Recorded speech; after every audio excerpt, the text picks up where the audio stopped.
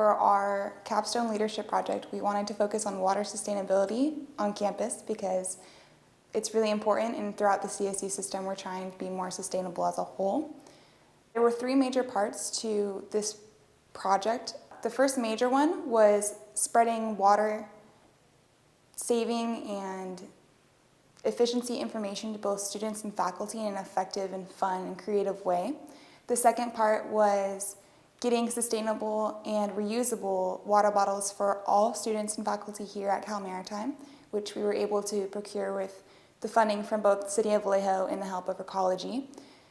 free of cost to students and hopefully to be implemented in future sea bags for new cadets to reduce single-use plastics here on campus as the CSU system works towards a zero waste initiative. And the third part, which is a really exciting part, is we replaced all inefficient water fixtures in bathrooms across campus to the most water efficient fixtures available through the help of the Solano County and its different resources that are available for water efficiency. So Hannah and I are both RHOs, so we use that to our advantage to get a lot of the numbers, like for the data collection and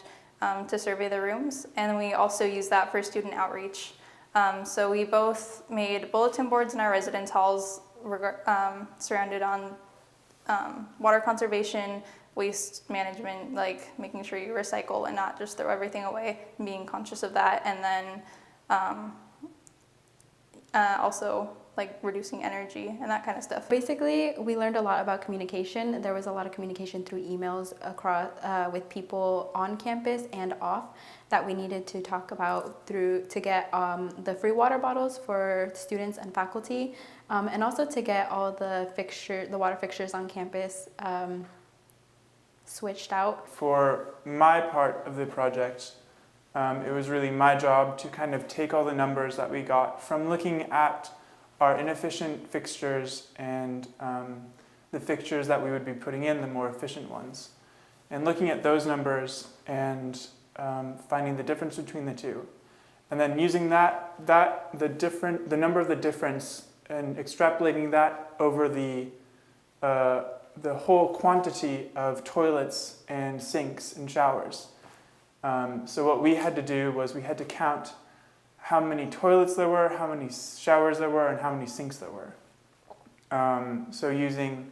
those numbers, using the difference between the efficient and the inefficient numbers,